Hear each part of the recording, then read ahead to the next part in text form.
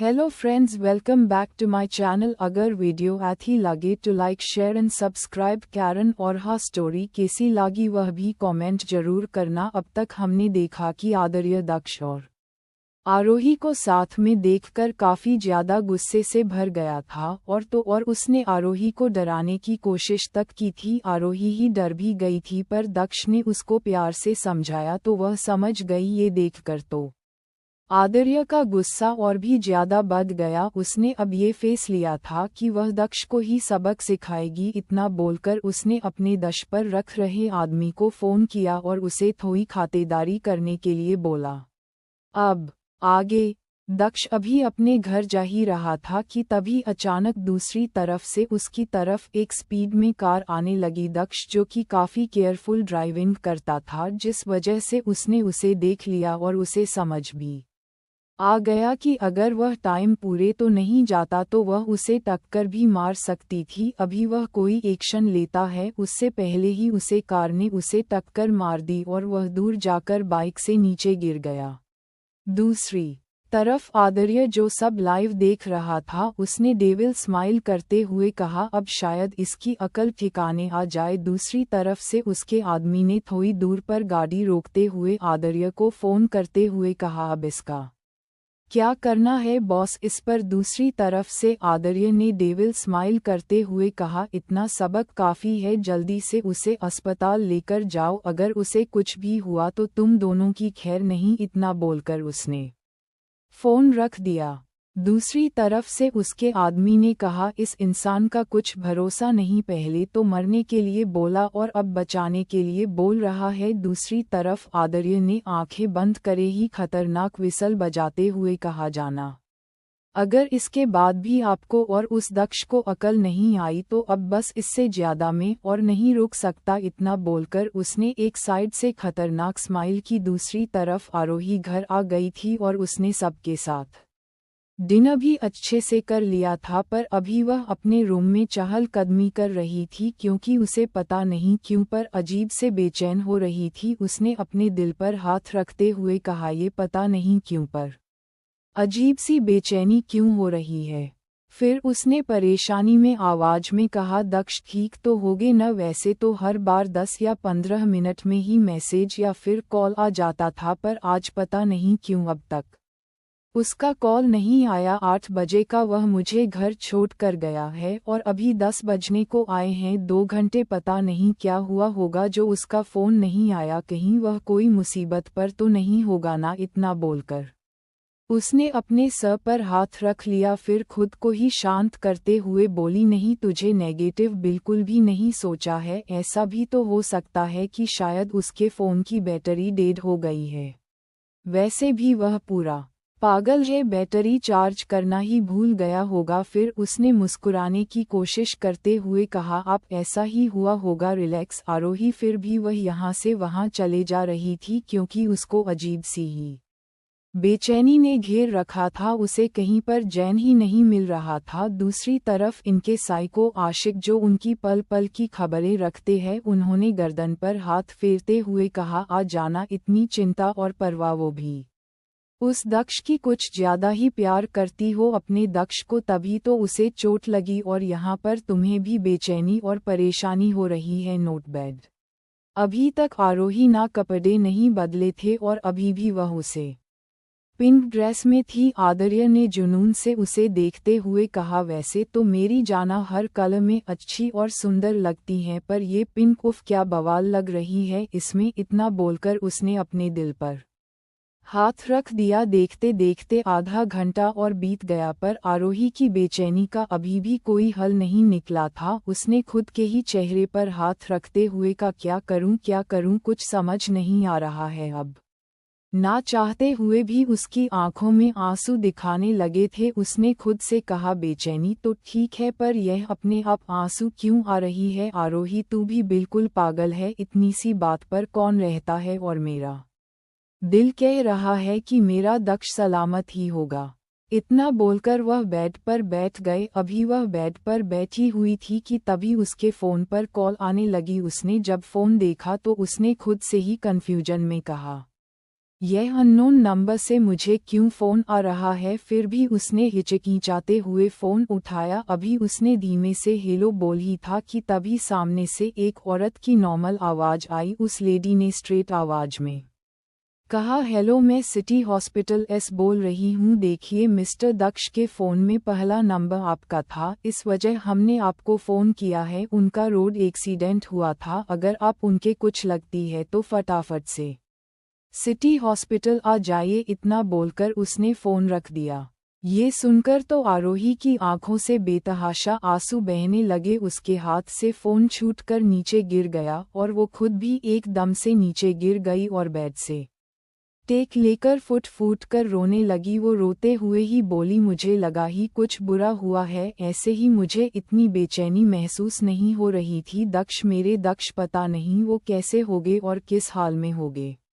मुझे मेरे दक्ष के पास जाना है। इतना बोलकर वो तुरंत अपनी जगह से उठी और बाहर की तरफ जाने लगी। वो ऐसे बिहेव कर रही थी जैसे वो अपने होश में ही नहीं है। दूसरी तरफ आदर्य, जो कि आरोही को देख रहा था, उसने जब देखा कि कैसे आरोही रो रही है और तड़प रही है तो उसे भी बिल्कुल अच्छा नहीं लगा। आरोही के आंसू उसको अपने सीने में खंजर की तरह महसूस हो रहे थे। अब तक हमने देखा कि आदर्य ने दक्ष का एक्सीडेंट करवा दिया है, वही जब आरोही को अस्पताल से फ़ोन आया तो वह भी अपनी सूध बुध खो बैठी थी। अब आगे वह अभी बाहर की तरफ जा रही थी कि तभी उसको कुछ याद आया तो उसने फिर से अपने कदम अपने रूम की बढ़ाया बढ़ाया और फिर कबोर्ड से एक सूट निकालकर सीधा बाथरूम की तरफ चली गई। थोड़ी देर बाद ही वह सूट पहनकर बाहर आई। उसने बेड से अपना फ़ोन उठाया और फिर ड्रेसिंग टेबल से अपनी एक्टिवा की चाबी लेकर नीचे की तरफ दौड़ते हुए जाने लगी।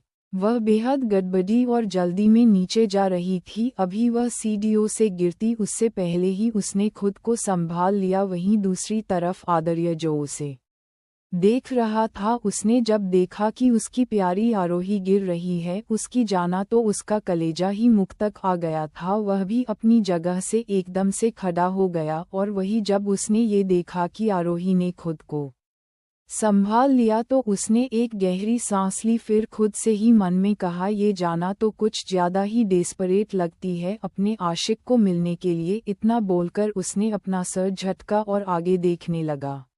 आरोही बेहद जल्दी में अपने घर से बाहर निकली और फिर अपनी एक्टिवा स्टार्ट कर सिटी हॉस्पिटल की तरफ बढ़ रही थी। वह इस वक्त काफ़ी ज़्यादा फास्ट ड्राइविंग कर रही थी, क्योंकि उसको कैसे भी करके जल्दी से अपने दक्ष के पास पहुंचना था, जिस वजह से उसको कुछ होश ही नहीं रहा। और कब उसकी स्पीड आउट ऑफ कंट्रोल चलने लगी, उसकी खुद की पता नहीं चल रहा था। वही आदर्य ने, जो उसके पीछे बॉडीगार्ड लगा रखे थे, वह भी आरोही को ठीक से फॉलो नहीं कर पा रहे थे, जिस वजह से वह आदर्य को फ़ोन कर एक डिटेल दे रहे थे। वही आदर्य ने भी देख लिया था कि आरोही कितनी फास्ट ड्राइव करके निकली है, जिस वजह से उसने भी तुरंत उसे आदमी को फ़ोन कर दिया था और अभी वह आदमी उसको आरोही की पाल की खबरें लाइव दे रहा था। उसे आदमी ने घबराते हुए कहा, यह आरोही मैडम की स्पीड तो कुछ ज्यादा ही तेज है। दूसरी तरफ से आदर्य ने गुस्से से गरजते हुई कहा, देखो, अगर उसे एक भी चोट आई तो तुम तो सबकी खैर नहीं है, उसके एकदम पीछे ही रहना और अगर उसके ऊपर कोई भी खतरा आए तो उसको बचाने के लिए 1 सेकंड का भी टाइम मत लगाना। इतना बोलकर उसने फ़ोन रख दिया। वही जब उसके आदमी ने उनकी बात सुनी तो उसे आदमी ने ड्राइविंग कर रहा है आदमी से कहा, जल्दी आरोही की मैडम के एकदम पीछे लगा, अगर उनको एक खरोच भी आई तो बॉस शैतान बनकर हमारा खून कर देंगे। वही ड्राइविंग कर रहा आदमी भी काफ़ी ज़्यादा डर गया, जिस वजह से उसने भी फटाफट अपनी स्पीड बनाई और आरोही के पीछे चला गया। दूसरी तरफ आदर्य ने भी अपनी स्टाइलिश कार की चाबी उठाई और बाहर की तरफ जाते हुए कहा, है ये जाना पीना कुछ समझते नहीं है, लगता है आज उसे भी अपने प्यारे दक्ष के साथ ही बोर्ड में एडमिट होना है। ये बोलते काफ़ी ज़्यादा खतरनाक और भयानक लग रहा था, पर फिर भी उसकी हैंडसमनेस में कोई फ़र्क नहीं पड़ रहा था। वह भी जल्दी से अपने विला से बाहर निकाला और फुल स्पीड में अपनी कार लेकर वहां से चला गया। इस वक्त उसके कार में आरोही की लाइव लोकेशन चल रही थी। उसने भी बेहद स्पीड में अपनी कार उसे डायरेक्शन में बढ़ा दी। उसकी स्पीड भी नॉर्मल से भी कहीं ज़्यादा फास्ट थी। वह भी इस वक्त इतनी फास्ट ड्राइविंग कर रहा था जिस वजह से उसके साथ भी कभी भी कुछ भी हो सकता है। फिर भी वह अपनी परवाह न करते हुए आरोही के पीछे पीछे जा रहा था। वही थोड़ी देर बाद ही आरोही यूनिवर्सिटी हॉस्पिटल के बाहर अपनी एक्टिवा रोकी और दौड़ते हुए अंदर की तरफ चल गई। अंदर जाकर उसने रिसेप्शनिस्ट के पास जाकर पहले तो दौड़ के आने की वजह से उसकी सांस है जो ऊपर नीचे चल रही थी, उनको काबू करते हुए हौंफते हुए पूछा, क्या आप बता सकती हो कि अभी यहाँ पर दक्ष आए थे जिनका रोड एक्सीडेंट हुआ था, वह किस फ्लोर पर और किस रूम में है? इस पर उसे लड़की ने जस्ट वेट इतना बोलकर लैपटॉप में कुछ करने लगी। थोड़ी देर बाद ही उसने कहा 5th फ्लोर 2nd वार्ड। उसके बात सुनकर आरोही ने उसको थैंक यू बोलकर अपने कदम लिफ्ट की तरफ बढ़ा दिया। लिफ्ट में जाकर उसमें सीधा 5th फ्लोर का बटन दबा दिया। थोड़ी देर बाद ही उसके लिफ्ट 5th फ्लोर पर आकर रुकी। लिफ्ट के रुकते ही वह तुरंत लिफ्ट से बाहर आई और दौड़ते हुए 2nd वार्ड ढूंढने लगी। उसका इंतजार खत्म हुआ और उसे थोड़ी देर में ही दक्ष का रूम दिख गया। वह तुरंत दक्ष के रूम के पास गए। अभी वह अंदर जाती उससे पहले ही एक डॉक्टर ने उसको रोकते हुए कहा, देखिए आप कौन है और पेशेंट की क्या लगती है? इस पर आरोही ने अपनी आंसू भरी आंखों से पीछे देखा। वही जब डॉक्टर ने उसको रोते हुए देखा तो समझ गया कि यह उनके कुछ करीबी ही है। फिर भी आरोही ने प्यारी सी स्माइल के साथ उनका जवाब दिया, मैं उनकी होने वाली पत्नी हूँ। इतना बोलकर वह बिना कुछ सुने अंदर की तरफ चली गई।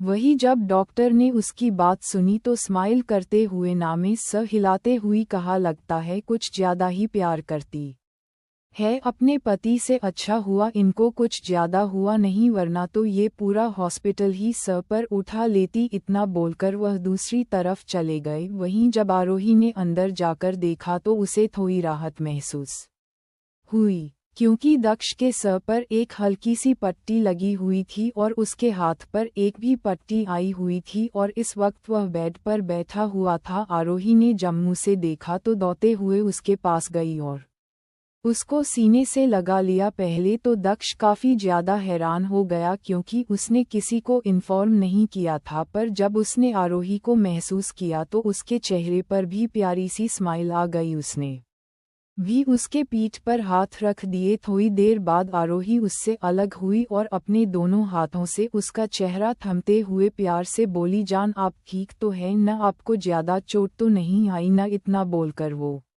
दक्ष को अच्छे से चेक करने लगी।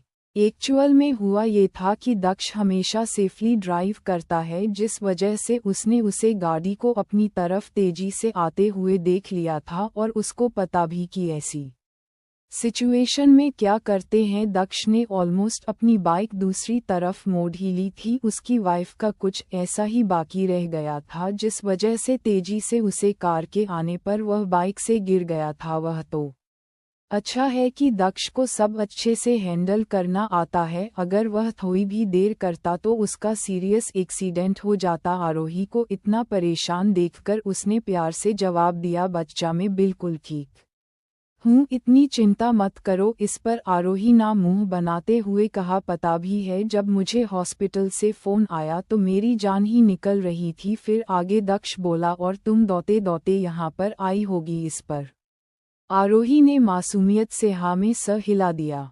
दक्ष ने जब उसको वैसे देखा तो बड़े प्यार से उसको खुद के बाजू में बिठाते हुए उसके सर को सहलाते हुए कहा, जान ऐसी छोटी मोटी बात तो होती रहती है, इसमें इतना परेशान होने की या फिर घबराने की क्या बात थी? इस पर आरोही ना मुंह बनाते हुए कहा, देखो तो बोल भी कौन रहा है जो हर बार ऐसा ही करता है? पता है ना लास्ट बार में जब स्कूटी से धीमे में से गिर गई थी फिर भी तुम कितनी चिंता कर रहे थे और तो और कितना कुछ बोला भी था। फिर वापस से दक्ष को गले लगाकर कहा, अगर तुम्हें कुछ हो जाता हो तो मैं तो जीते जी मर जाती और तुम ये कह रहे हो कि चिंता ना करती, मुझे पहले ही अंदाजा हो गया था जब तुम्हारा थोड़ी देर में ही मैसेज नहीं आया तभी, फिर भी मैं कुछ नेगेटिव सोचना नहीं चाहती थी। उसके बाद उसने उसकी सर की चोट को हल्के से छूते हुए कहा, ये कब तक ठीक होगा, देखो कितनी ज्यादा लग गई। पर दक्ष ने स्माइल करते हुए कहा, अच्छा है ना, किसी की केयर तो मिलेगी इस बहाने। आरोही ने उसकी यह बात सुनी तो मुंह बनाते हुए कहा, अच्छा तो मतलब मैं ऐसे ही तुम्हारी केयर नहीं करती। इस पर दक्ष ने उसके गाल खींचते हुए कहा, नहीं, मेरी बच्चा तो बहुत ही अच्छी है और मेरा बहुत ही ख्याल भी रखती है।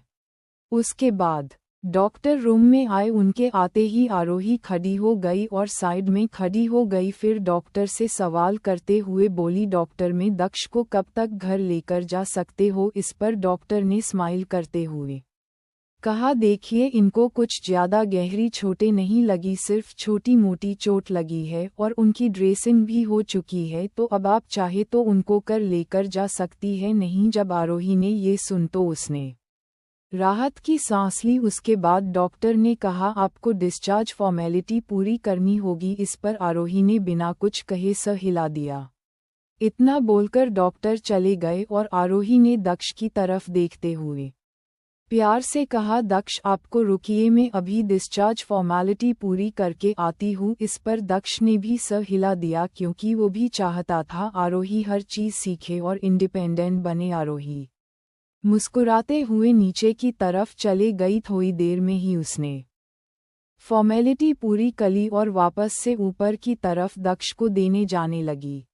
दक्ष को छोटी मोटी चोट लगी थी जिस वजह से उसे अभी डिस्चार्ज मिल जाने वाला था और उसने आरोही को डिस्चार्ज की फॉर्मेलिटी पूरी करने के लिए भेजा था क्योंकि उसके अलावा उसके साथ कोई भी नहीं था। आरोही भी मुस्कुराते हुए सारी फॉर्मेलिटी पूरी करने चली गई थी। वापस से वह ऊपर दक्ष को लेने के लिए आ रही थी। अभी वह लिफ्ट में आई थी कि तभी उसे कुछ अजीब महसूस हुआ। उसने जब यहाँ देखा तो अचानक से लिफ्ट की सारी लाइट ऑफ हो गई। ये देखकर वह काफ़ी ज़्यादा घबरा गई और उसने घबराहट में अपना सूट हाथों में भर लिया था। तभी अचानक उसी अपनी गर्दन पर गर्म सांसें फील हुई और किसी ने दोनों हाथ से उसके मजबूती से जकड़ रखा था। उस शख्स का एक हाथ उसकी पतली कमर पर मजबूती से रखा हुआ था और दूसरा हाथ आरोही के पेट पर मजबूती से रखा हुआ था। आरोही काफ़ी ज़्यादा शॉक और डर गई थी, पर उसको दक्ष की बातें याद आने लगी तो उसने थोड़ा कसमसता हुई गुस्से से कहा, कौन हो तुम? इस पर आदर्य के